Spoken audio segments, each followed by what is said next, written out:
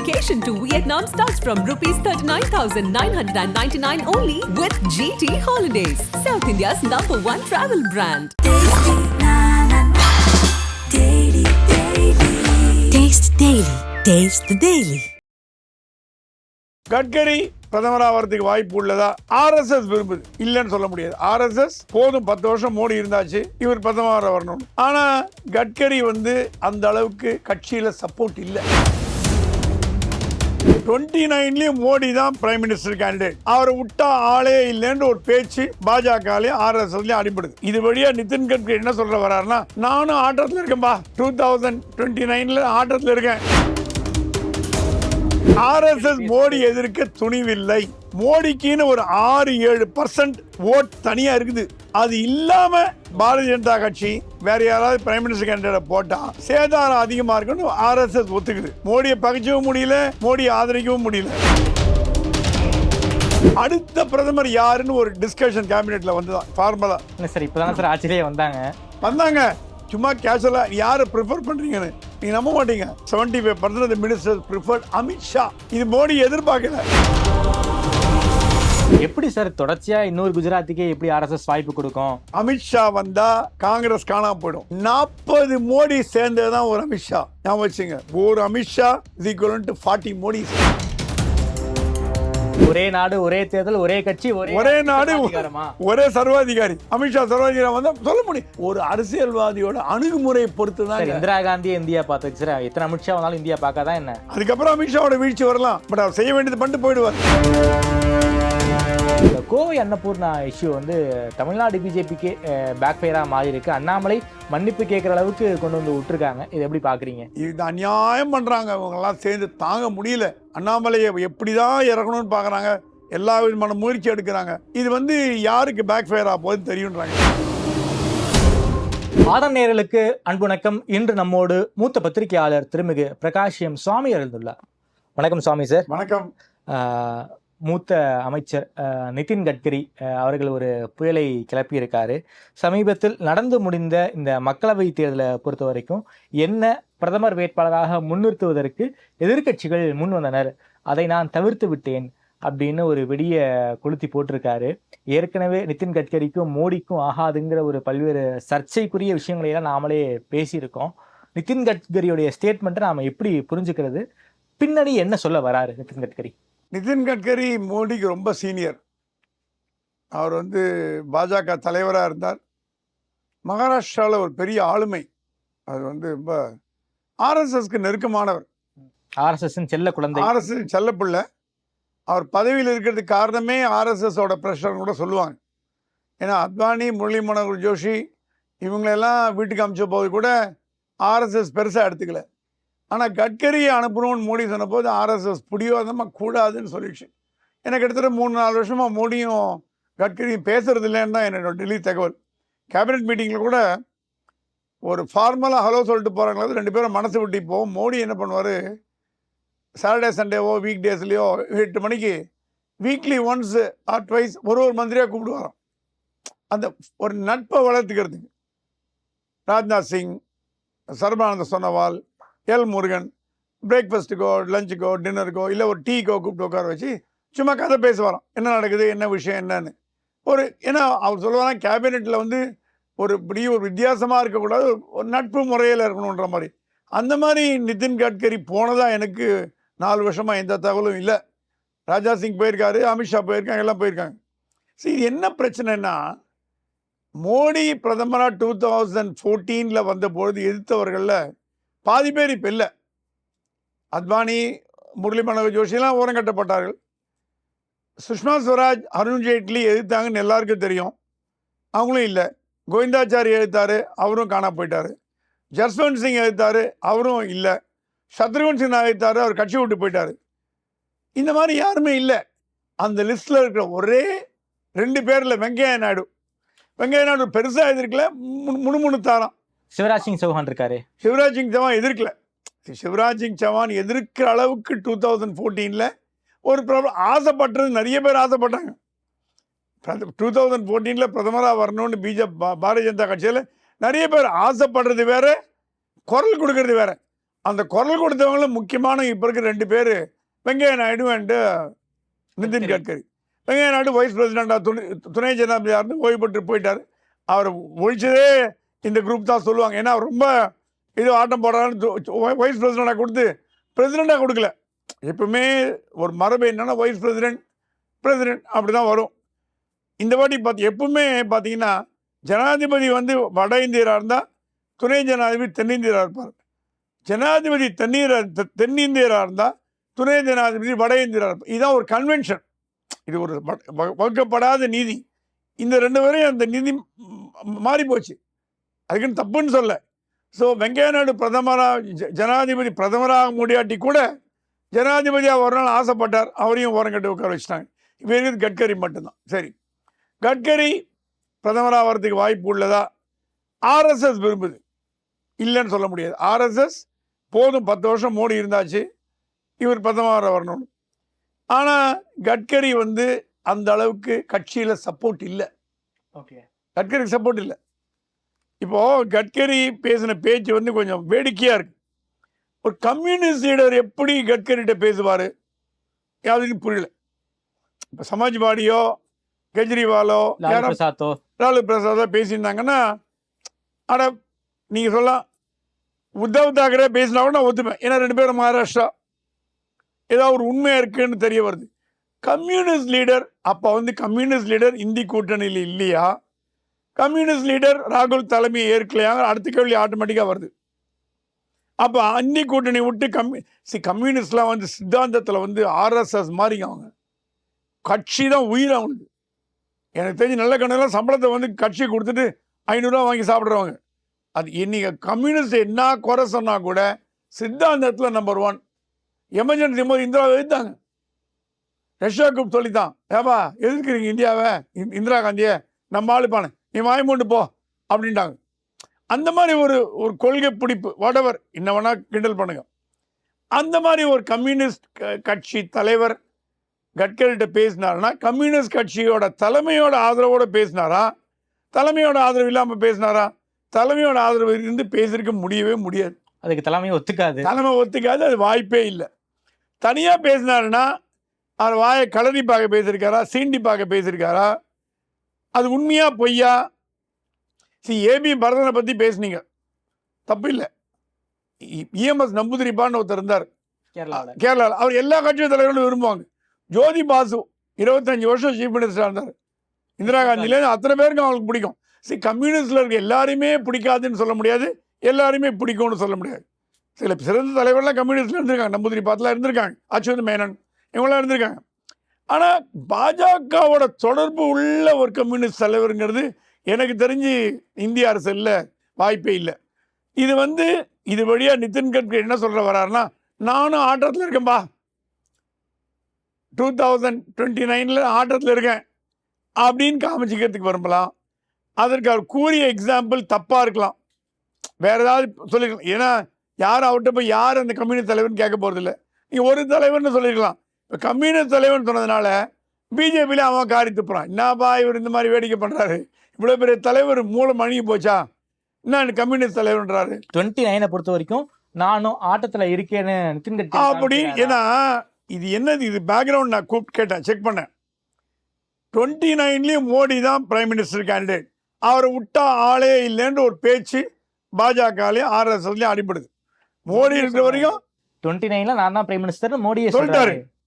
அப்போ என்ன நினைக்கிறாங்க, இவர் தான் தொடர்ந்து பிரைம் மினிஸ்டர், யாருமே கிடையாதுன்ற பொழுது, இல்லை நானும் ஆட்டத்தில் இருக்கேன்னு ஒரு ஃபீபிள் குரல் வருது பாருங்க, அந்த குரல் தான் கட்கரியோட குரல். ஓகே சார், இதை எப்படி சார் நாம புரிஞ்சுக்கிறது? உள்ளுக்குள்ள இருந்தே மோடியை எதிர்க்கிறாரு அப்படின்னா கட்சிக்குள்ள அவருக்கு நிதின் கட்கரிக்கு எந்த அளவுக்கு ஆதரவு இருக்கு? மோடி என்ன பிளான்ல வச்சிருக்காருன்னா, அவருக்கு பதவி ஆசை இருக்கு இல்லைங்கிறத பற்றி நம்ம டிஸ்கஸ் பண்ண வேணாம். ஜவஹர்லால் நேரு 17 ஆண்டுகள் பிரதமராக இருந்தார், சரித்திர புக்ஸில் இடம் பெற்றுட்டார். கண்டினியூஸா இந்தியாவோட சரித்திரத்தை எடுத்தீங்கன்னா லாங்கஸ்ட் சர்விங் பிரைம் மினிஸ்டர்னா ஜவஹர்லால் நேரு தான் வரும், மாற்ற முடியாது. அதை இவர் பீட் பண்ணணும்னா 2031 வரைக்கும் இருக்கணும், 6 வருஷம். 6 வருஷம் இருந்தால் தான், இன்னும் இப்போ தான் 11 வருஷம் ஆச்சு, இன்னும் 6 வருஷம் தான் 17. அவர் சொல்ல 17 வருஷம் ஒரு நாள் இருந்துட்டு நான் கொடுத்துட்றேன்றாராம். ஓகே. மோடியோட கணக்கு இதான் டீல். அவரு அடுத்த லாங்கஸ்ட் சர்விங். ஏன்னா இனிமே காங்கிரஸ்ல 17 வருஷம் சீஃப் மினிஸ்டருங்கிறது நினைச்சு கூட பார்க்க முடியாது. ராகுலுக்கு வயசு இருக்கு சார். ராகுல் 17 வருஷம் தான் வர முடியாது, 5 வருஷம் வரலாம், நான் இல்லைன்னு சொல்ல. 17 வருஷம்ல இன்னும் ஜவஹர்லால் நேரு மாதிரி வர முடியாது. ஸோ மோடிக்கு சில கனவெல்லாம் இருக்கு. அந்த கனவுல ஒரு கனவு தான் 17 வருஷம் ஒரு நாள் நேருவை பீட் பண்ணணும். சரி, அதுக்கு 2029ல திருப்பி பிரதமரா வந்தாதான் உண்டு.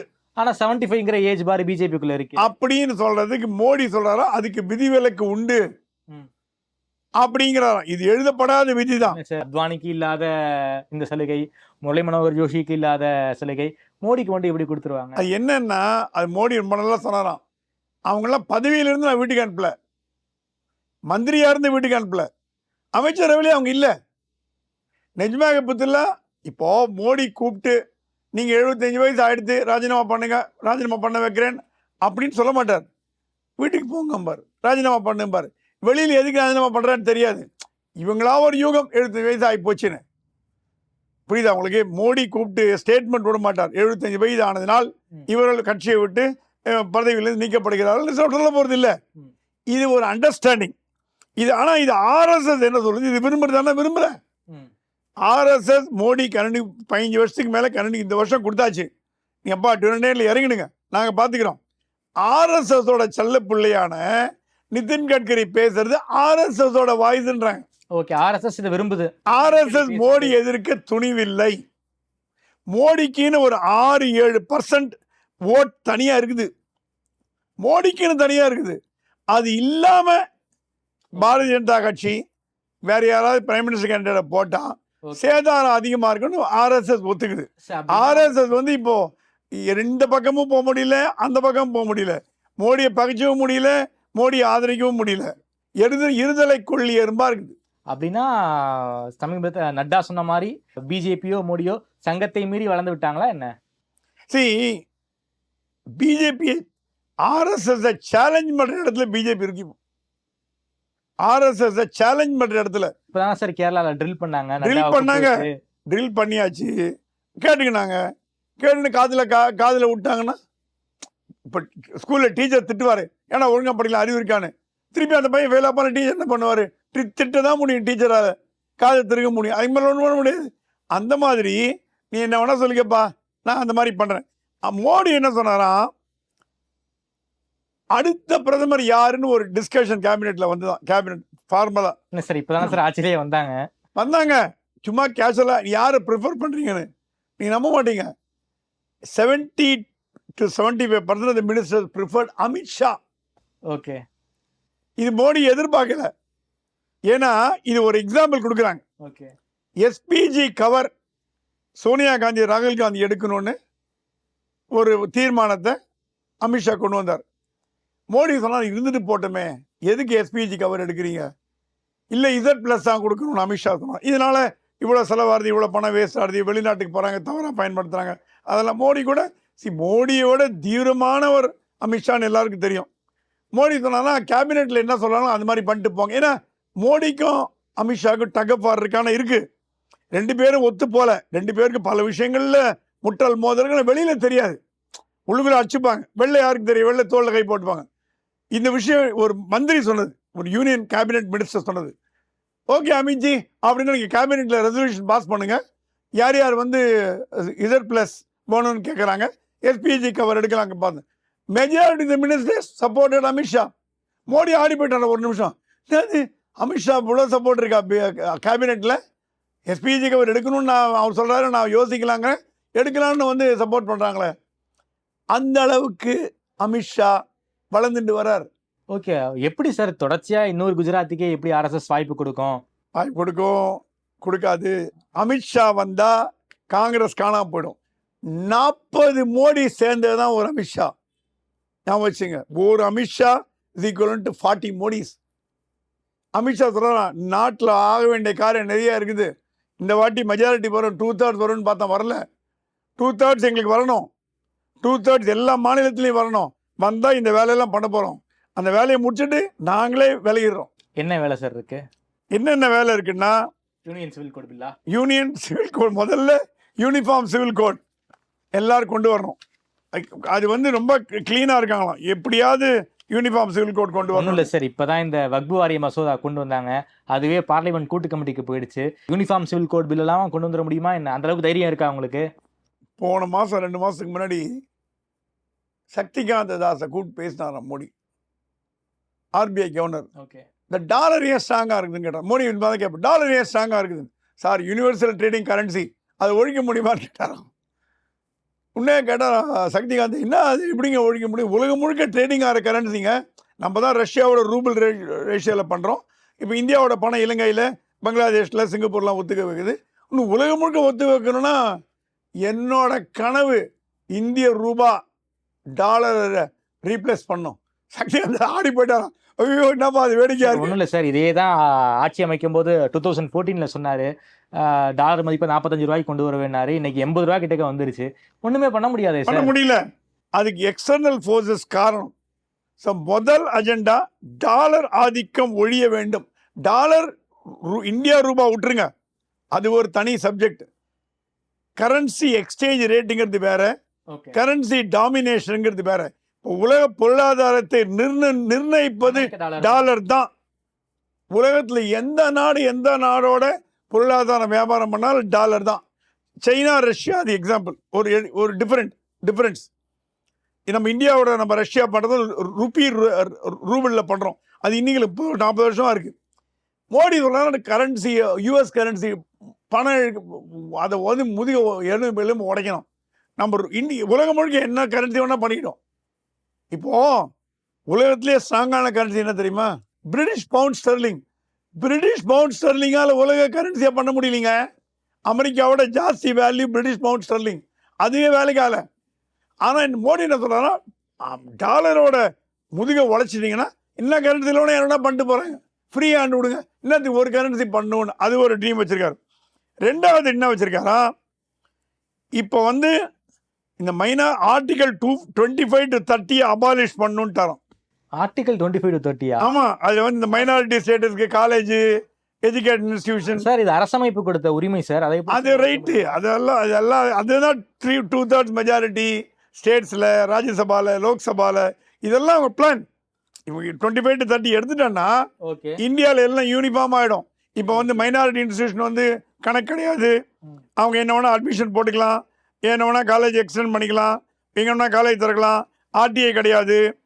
இதெல்லாம் ரீப்ளேஸ் பண்ணி ஹிந்து மற்ற மதத்தினர் நடத்தும் கல்லூரிகள், மற்ற மருத்துவமனைகள் ஈக்குவலாக இருக்கணும். ஒரு சுதந்திர நாட்டில் எஜுகேஷன் இன்ஸ்டிடியூஷன்ஸுக்கு மட்டும் என்னத்துக்கு ஒரு இது அப்படின்னு ஒரு கேள்வி இருக்கும். இதெல்லாம் பேசு நமக்கு எவ்வளோ அரசமைப்பு மாத்திரத்துல மோடி உறுதியா இருக்காரு. 25 to 30 எடுக்கணுங்கிறாராம் சார். இந்த பிரச்சாரம் தான் யூபியில பாஜக அடி வாங்குவதற்கு மிக முக்கியமான காரணம். அரசியலமைப்பை மாற்றுவோம்னு சொல்ல போய் தான் யூபியில பிஜேபி எந்த அளவுக்கு வீழ்ந்து போயிருக்காங்க. அந்த தப்பை மறுபடியும் செய்ய போறாங்க அப்படின்னா ஒரு மிகப்பெரிய வீழ்ச்சி தானே இது. நீங்க தப்புன்றீங்க, அவங்க அடுத்த வேற மாதிரி வேற ஆங்கிள் கொண்டு வந்தாங்கன்னா, இப்போ யாராவது நினைச்சு பார்த்துருப்பாங்களா அயோத்தியா கோயில் கட்ட முடியும்னு?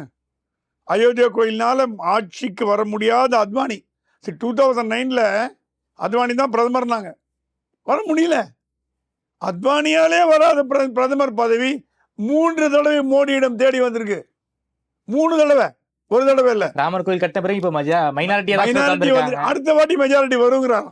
அதுக்குள்ள நான் பண்ண வேலை பண்ணுவேன். இது இப்போ இந்த 25 to 30 ஆர்டிகிள் இப்ப கிடையாது, இப்ப பண்ணவே முடியாது. நான் சொல்றது 2000 அடுத்த 29 பிறகு மெஜாரிட்டி வந்த பிறகு. இதெல்லாம் லாங் டேர்ம் பிளான். அப்புறம் வந்து கன்வர்ஷனை ஒழிக்க போறேன். இந்தியால கட்டாய மதமாற்றம் தூக்க போறேன். ஜெயலலிதாவே கொண்டு வந்தாங்க சார், அவங்களால பண்ண முடியல. ஜெயலலிதா அடி வாங்கினால மோடி அடி வாங்கினான்னு சொல்ல முடியும். இதெல்லாம் நடக்குமா நடக்காதான்னு கேட்காதீங்க. இதெல்லாம் கனவுகள் தான்.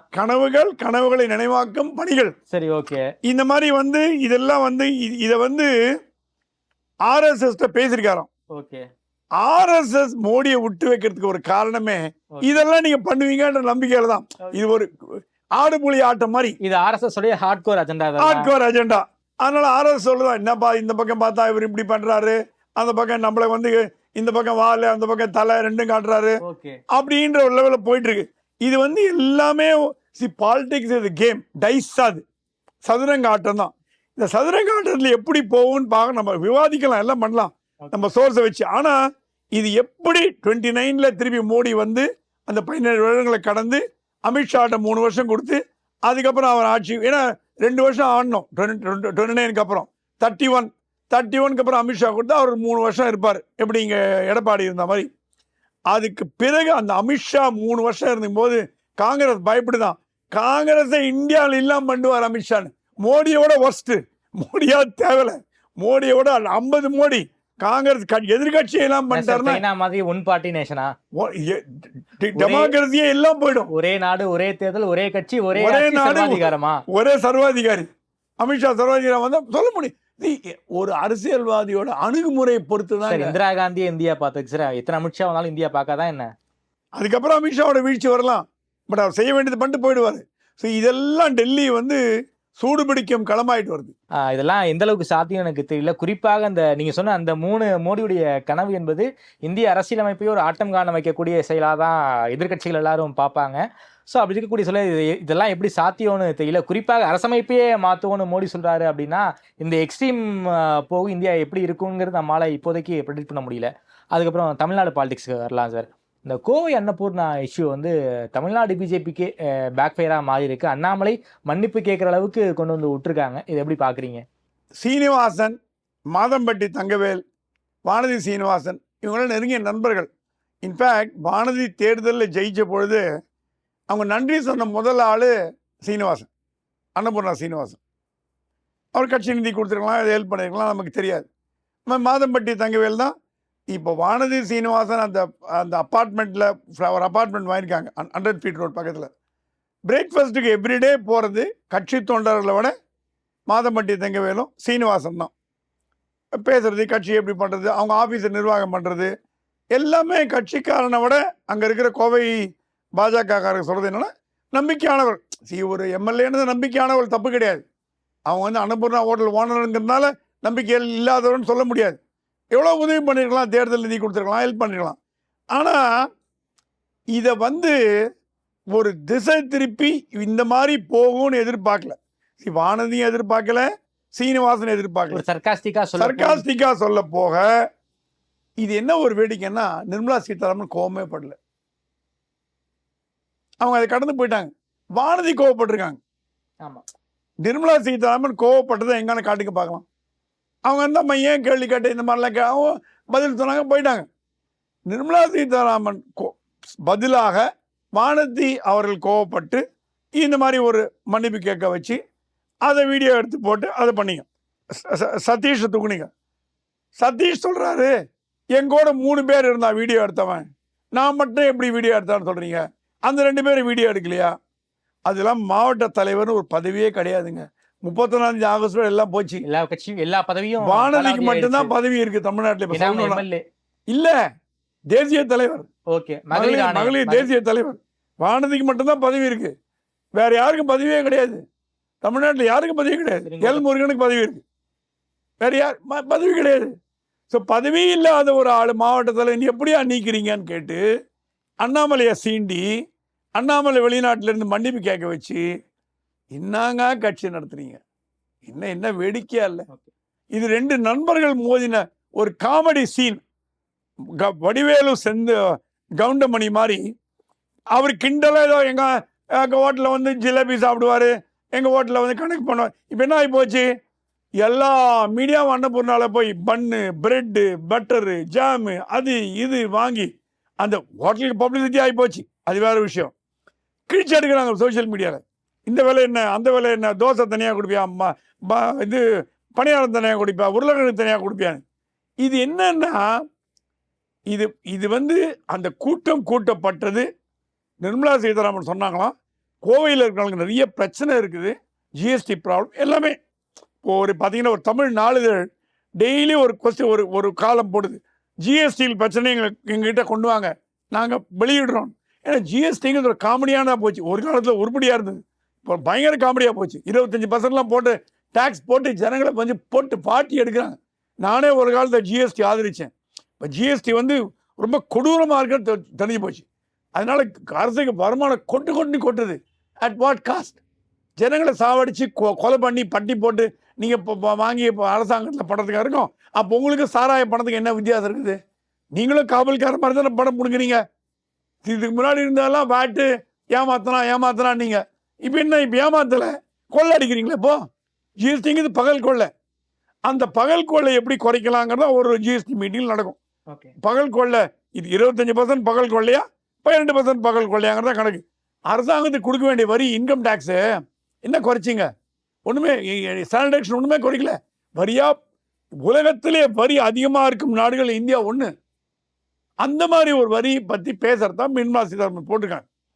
இது இவங்களுக்குள்ள வேடிக்கையாக போய் விபரீதமாகி இப்போ என்ன ஆகி போச்சு? இப்போது எல்லா மேட்டரும் வெளில வருது. சீனிவாசன் யார், அவருக்கு என்ன ரோல், அவர் எங்கெல்லாம் வீடு வாங்கியிருக்கார், எங்கெல்லாம் ஃப்ளாட் வாங்கியிருக்கார், யாருக்கு ஃப்ளாட் வாங்கியிருக்கார், யார், இதெல்லாம் அனாவசியமான பிரச்சனைகள் எல்லாம் வெளியில் வருதுங்க. கோயம்புத்தூர் பிஜேபிக்காரன் சொல்கிறான், ஆனால் நாங்கள் ஊருக்கு தெரிஞ்ச விஷயங்க, இதை போய் பெருசு பண்ணுறீங்களே, எல்லாம் அவங்க சண்டை போட்டுப்பாங்க, சேர்ந்துப்பாங்க. இது என்ன ஆகி போச்சு?